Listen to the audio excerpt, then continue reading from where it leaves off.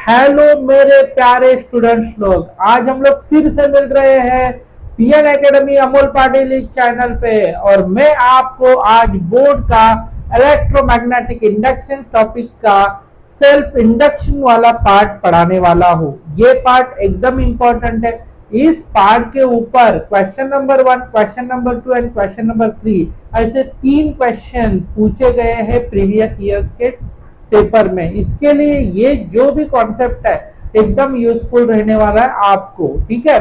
तो self induction, ये इसके ऊपर बोर्ड के एग्जाम में कौन से क्वेश्चन पूछे थे। तो पहला क्वेश्चन था बेटा एकदम important, explain phenomenon of self induction, define coefficient of self induction, SI unit and dimension. ये क्वेश्चन है। चलो क्वेश्चन नंबर 1, ये जो पूछा था अक्टूबर 2014 के एग्जाम में, जो 2 मार्क के लिए पूछा था, ठीक है। सेकंड क्वेश्चन पूछा था एक्सप्लेन सेल्फ इंडक्शन, 2 मार्क के लिए पूछा था और वो भी पूछा मार्च 2017 के एग्जाम में पूछा था, ओके 17 के एग्जाम में। और बच्चा लोग डिफाइन सेल्फ इंडक्शन पूछा गया था आपको अक्टूबर 2021 के एग्जाम में, ठीक है। तो कहने का मतलब क्या है, देखो सेल्फ इंडक्शन कॉन्सेप्ट को पकड़ के इतने सारे क्वेश्चन प्रीवियस ईयर्स में पूछे गए हैं। तो हमें ये सबसे इंपॉर्टेंट पार्ट रहेगा सेल्फ इंडक्शन हमारे लिए, बिकॉज ये हर साल मीन्स हर 2 साल के बाद ये क्वेश्चन रिपीट हो रहा है। तो आज हम लोग सीखेंगे सेल्फ इंडक्शन, ठीक है। तो तैयार रहना बेटा सेल्फ इंडक्शन के लिए। सेल्फ इंडक्शन, इतने सारे क्वेश्चन सेल्फ इंडक्शन ये एक ही कॉन्सेप्ट के ऊपर पूछा है, तो ये कॉन्सेप्ट एकदम इंपॉर्टेंट है। तो बेटा मेरे पास एक सर्किट है, इस सर्किट में एक कॉइल है और ये कॉइल में वोल्टेज भी है। तो बेटा देख सकते हैं इस वोल्टेज के कारण जनरेट होगा करंट, ठीक है, करंट जनरेट हो गया। अभी बेटा ये जो करंट है, ये करंट क्या हो जाएगा, देखो इस कॉइल में घुस जाएगा। ये कॉइल में कैसे जाएगा, देखो ऊपर जाएगा, नीचे आएगा, फिर ऊपर जाएगा, फिर नीचे आएगा, फिर ऊपर जाएगा, फिर नीचे, फिर ऊपर, फिर ये वाला करंट इस प्रकार से आगे गया। तो बेटा करंट ये जो है ना, इस कॉइल में जब घुस जाता है तो वो ऊपर जाता है, नीचे आता है, ऊपर जाता है, नीचे आता है, ऊपर जाता है, नीचे आता है। और ये जो करंट ऊपर जाने वाला, नीचे जाने वाला, उसके कारण जनरेट होता है magnetic flux, okay, magnetic field generate होगा। क्योंकि आपको इतना पता है करंट इस कॉइल में से जाएगा, करंट जाएगा तो सराउंडिंग में क्या जनरेट करता है, मैग्नेटिक फील्ड। तो सेम ये जब करंट है, जब कॉइल में घुस जाएगा तो करंट ऊपर जाएगा, नीचे जाएगा, ऊपर जाएगा, नीचे जाएगा, ऊपर जाएगा, नीचे। उसके कारण ये करंट है ना, डायरेक्शन चेंज करने के कारण मैग्नेटिक फील्ड चेंज होता है, ओके। और मैग्नेटिक फील्ड चेंज होने के कारण मैग्नेटिक फ्लक्स चेंज होता है, और मैग्नेटिक फ्लक्स चेंज हो गया तो directly current, okay, EMF generate होता है। ये कॉन्सेप्ट पता है, अभी वही लिखता हूं। सबसे पहले मार्केट में कौन आया, करंट, ठीक है, करंट आया, ऊपर नीचे हो रहा है, उसके कारण क्या चेंज हो गया, बोलो करंट में चेंजेस होना चालू हो गया। अभी बेटा करंट में चेंजेस होना चालू हो गया तो मैग्नेटिक फील्ड में भी चेंजेस होना चालू होगा, मैग्नेटिक फील्ड में भी चेंजेस होना चालू होगा। मैग्नेटिक फील्ड चेंज होगा तो मैग्नेटिक फ्लक्स जो है वो मैग्नेटिक फ्लक्स भी क्या होगा बेटा, चेंज होगा। और मैग्नेटिक फ्लक्स चेंज होगा तो जनरेट होगा ईएमएफ। ये तो आपको पता है, मैंने एक छोटा सा फ्लो डायग्राम बनाया है। स्टार्टिंग में कौन चेंज हो गया, कॉइल के अंदर का करंट, जो ऊपर नीचे, उसके कारण करंट चेंज हो गया। Magnetic flux, magnetic field change हो गया, मैग्नेटिक फील्ड के कारण मैग्नेटिक फ्लक्स चेंज हो गया, और मैग्नेटिक फ्लक्स के कारण इस कॉइल के अंदर जनरेट हो गया ईएमएफ। क्या जनरेट हो गया, ईएमएफ। ईएमएफ एज वोल्टेज जैसा काम करता है, ठीक है। करंट भी सेम कॉइल का करंट क्या जनरेट कर रहा है, बोलो ईएमएफ जनरेट कर रहा है। मगर ये ईएमएफ जनरेट होने, करंट चेंज होने और ईएमएफ जनरेट होने में बीच में क्या क्या प्रोसीजर है, बोलो करंट चेंज के कारण मैग्नेटिक फील्ड, मैग्नेटिक फील्ड के चेंज के कारण मैग्नेटिक फ्लक्स, उसके कारण ईएमएफ, इसका मतलब ईएमएफ जनरेट हो रहा है because of change of current. सबको समझ में आया? तो वही हम लोग ने डेफिनेशन में लिखा है, production of induce EMF, production of induce EMF in a circuit due to rate of change of current in a same coil, rate of change of current in a same coil is called as self induction। सबको समझा? EMF generate हो रहा है because of current change के कारण, उसी को हम लोग बोलते हैं सेल्फ इंडक्शन। बेटा देखो, ये था करंट, ये ईएमएफ, ईएमएफ जनरेट हो रहा है। अभी इस फ्लो डायग्राम से डेफिनेशन याद रख सकते हैं। इंड्यूस ईएमएफ जनरेट हो रहा है due to rate of change of current in a coil is called as a self induction. तो सेल्फ इंडक्शन सबको समझ में आया? अभी बेटा देखो, ये मैग्नेटिक फ्लक्स जो चेंज हो रहा है वो किसके ऊपर डिपेंड है? बोलो बेटा, करंट। मैग्नेटिक फ्लक्स चेंज हो रहा है वो किसके ऊपर डिपेंड है? करंट के ऊपर। इसका मतलब जितना ज्यादा करंट चेंज होगा उतना ज्यादा मैग्नेटिक फ्लक्स चेंज होगा। तो बेटा magnetic flux directly proportional to किसके साथ है? करंट। कम करंट आया, कम मैग्नेटिक फ्लक्स जनरेट होगा, ज्यादा करंट आया, ज्यादा मैग्नेटिक फ्लक्स जनरेट होगा। तो बेटा कैसे लिखेंगे? देखो, phi is directly proportional to I. I का मतलब करंट है, तो फाई इज इक्वल टू क्या लिखेंगे? एल इंटू आई। एल का मतलब क्या लिखेंगे? बोलो, कांस्टेंट। बेटा इस एल का नाम दूसरा भी है बेटा, एल इज कॉल्ड एज इसको हम लोग बोल सकते हैं सेल्फ इंडक्शन कोएफिशिएंट ऑफ, क्या बोलेंगे?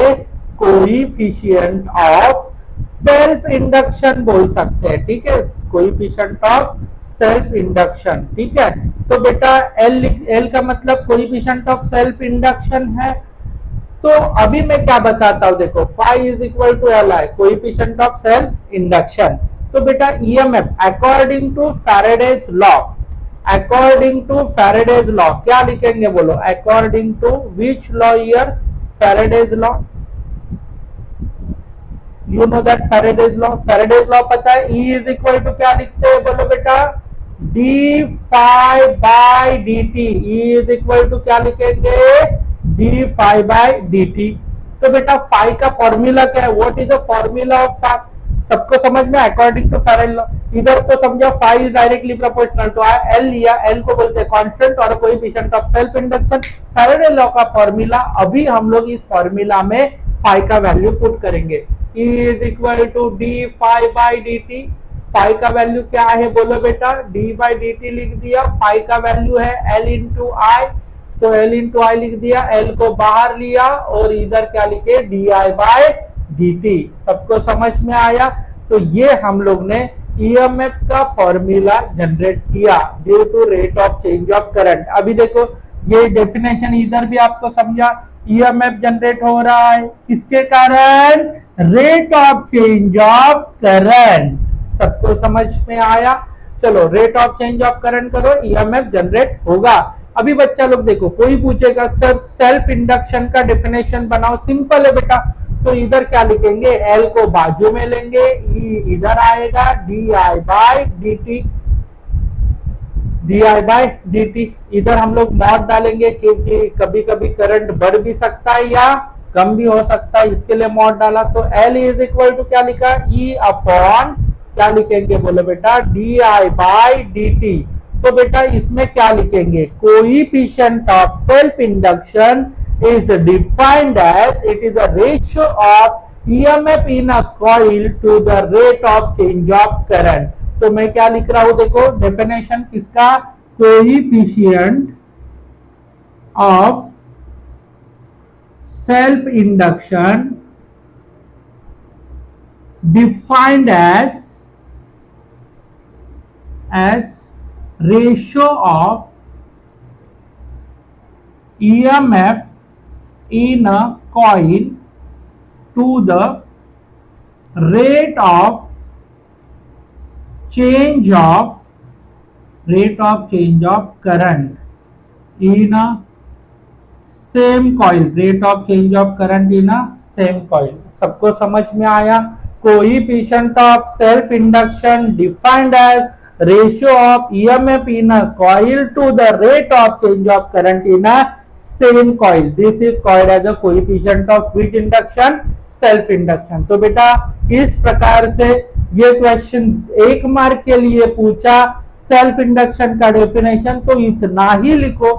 यदि एक्सप्लेन करने के लिए बोला 2 मार्क के लिए, तो इधर से शुरुआत करने का, इधर तक सबको समझ में आया। तो इस प्रकार से आप लोग सेल्फ इंडक्शन का कॉन्सेप्ट लिख सकते हैं। समझ में आया दोस्तों? चलो आगे बढ़ते हैं बेटा। अभी इसका ऐसा यूनिट में आपको ढूंढ के निकालूंगा। चलो आगे बढ़ते हैं। अभी हम लोग देखेंगे unit of coefficient of self induction. Formula क्या है? L is equal to E upon di/dt। इसको हम लोग ने मॉड में डाला है बिकॉज करंट इंक्रीज भी हो सकता है या डिक्रीज भी हो सकता है इसके लिए।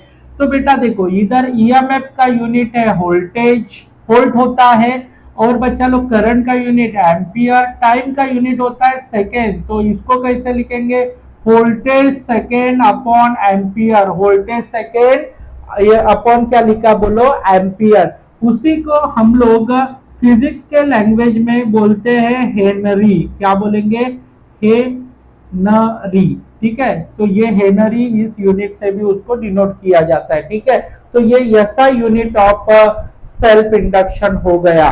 बेटा देखो, ये आपको समझ में आया रहेगा ऐसा मुझे लगता है। अभी इसके ऊपर के हम लोग प्रॉब्लम सॉल्व करेंगे। चलो आगे बढ़ते हैं बेटा। तो टेक्स्ट बुक पेज नंबर 287 जो आपका टेक्स्ट बुक है एचएससी बोर्ड का 12th स्टैंडर्ड फिजिक्स का, उसमें से एक क्वेश्चन लिया है मैंने।